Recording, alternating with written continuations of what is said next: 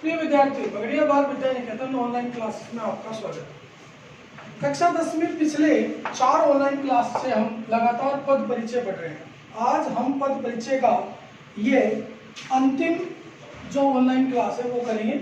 इसके बाद ये अध्याय समाप्त हो जाएगा और आगे फिर नया शुरू करेंगे। इस पद परिचय से पूर्व हमने पिछली क्लासों में क्या पढ़ा? पद के बारे में पढ़ा, विकारी अविकारी शब्द पढ़ लिए। विकारी शब्दों में संज्ञा, सर्वनाम, विशेषण और क्रिया, हमने उनका पद परिचय पढ़ लिया। अविकारी शब्दों में हमने कल क्रिया विशेषण का, इससे पिछले वाली क्लास में क्रिया विशेषण के लिए पद परिचय पढ़ा था। आज हम पढ़ेंगे अन्य जो अविकारी है उनमें सबसे पहले हम पढ़ेंगे विस्मयादि बोधक का पद परिचय। लेकिन उससे पहले ये जानेंगे विस्मयादि बोधक क्या है। ऐसे शब्द जिनसे हर्ष, शोक, घृणा, आश्चर्य आदि प्रकट किए जाते हैं वे शब्द विस्मयादि बोधक कहलाते हैं। किसी वाक्य में जहां पर वह पद के रूप में विद्यमान है उन्हीं का परिचय देना पद परिचय है। अब यहाँ हम पद परिचय देते हैं विस्मयादि बोधक का। विस्मयादि बोधक का पद परिचय देने से पहले ये जाने कि इसमें बताना क्या है। पहले तो विस्मयादि बोधक का प्रकार बताना है कि कौन से प्रकार का विस्मयादि बोधक है, फिर वो क्या बोध करा रहा है, वो जानकारी क्या दे रहा है, ये बताना है। इस उदाहरण में चलते हैं।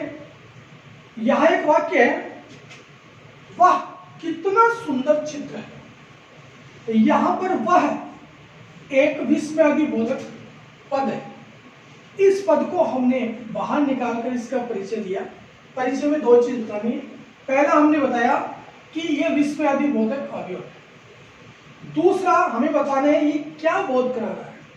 ये हर्ष को बोध कर रहा है, ये सूचित कर रहा है उस चित्र के बारे में, उसकी सुंदरता के बारे में हमें खुशी व्यक्त कर रहा है, हर्ष सूचित कर रहा है। दूसरे में हम वाक्य में देखें तो अरे ये मकान कैसे गिर गया, ये ऐसा शब्द है जो हमें आश्चर्य सूचित कर रहा है।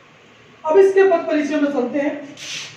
आर्य शब्द पद को बाहर निकाला, इसका प्रकार बताया कि विस्मयादि बोधक अवयव है।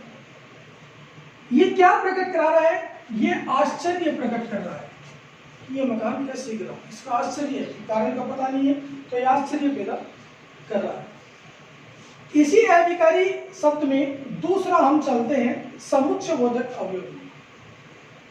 वे शब्द समुच्चय बोधक क्या है ये जाने। वे शब्द जो 2 पदों को जोड़ते हैं उन्हें हम समुच्चय बोधक कहते हैं। जो 2 पदों को, 2 शब्दों को आपस में जोड़ देते हैं उन्हें हम समुच्चय बोधक कहते हैं।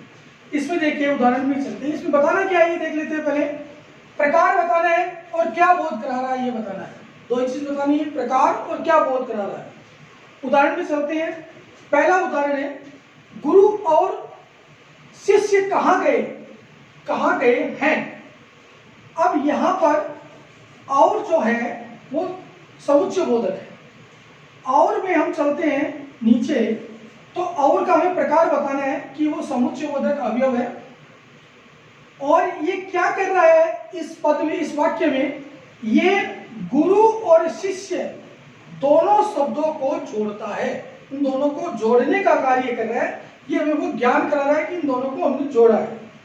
दूसरे वाक्य में देखिए, वे बुद्धिमान हैं परंतु अनुभवी नहीं। यहां पर परंतु एक समुच्चय बोधक अवयव है जो 2 पदों को, 2 वाक्यों को जोड़ रहा है। वे बुद्धिमान हैं, अनुभवी नहीं, इन दोनों को ये परंतु जोड़ रहा है।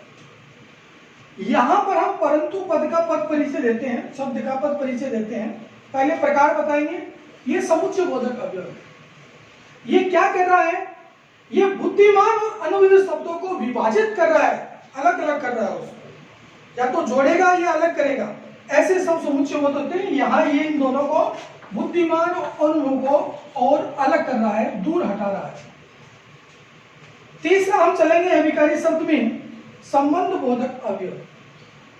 संबंध बोधक अवयव क्या है? ये एक ऐसा शब्द है, ऐसे शब्द है जो वाक्य में संज्ञा और सर्वनाम का अन्य शब्दों से संबंध स्थापित करते हैं, बताते हैं, जानकारी देते हैं। उनको हम संबंध बोधक अवयव कहते हैं। इसके भी दो ही चीज बतानी है, प्रकार और क्या बोध करा रहा है। इसके उदाहरण में चलते हैं हम। एक उदाहरण है इसका, घर के पीछे बगीचा है। पीछे यहां पर संबंध बोधक है। अब इसका पद परिचय देते हैं। पद परिचय में दो चीज बताएंगे, प्रकार और क्या बोध करा रहा है। संबंध बोधक अवयव, ये इसका प्रकार है, और ये क्या बोध करा रहा है, ये घर जो संज्ञा है उनका शेष जो शब्द है उन शब्दों से संबंध बता रहा है। जैसे ये पीछे जो है, ये घर का जो संज्ञा है इसका संबंध बगीचे से बता रहा है कि घर बगीचा कहाँ है, घर के पीछे। तो ये इस तरह से ये संबंध बोधक अवयव हो गए। इस तरह से हमारा ये पद परिचय का अध्याय यहाँ पर पूरा हो जाता है। इसके बाद अब आपको क्या करना है कि आपको गृह कार्य में कुछ गृह कार्य दिया जाएगा, जिसकी पीडीएफ आपको मिल जाएगी। उसमें आपको दो काम करने हैं। पद परिचय देना है। हर शब्द, एक वाक्य में बहुत सारे शब्दों का, पदों का पूछा जा सकता है, एक का भी पूछा सकता है। इसकी आपको सूचना है वो दे दी जाएगी। और अब हम अगली क्लास में नए अध्याय के साथ फिर मिलेंगे। तब तक के लिए धन्यवाद।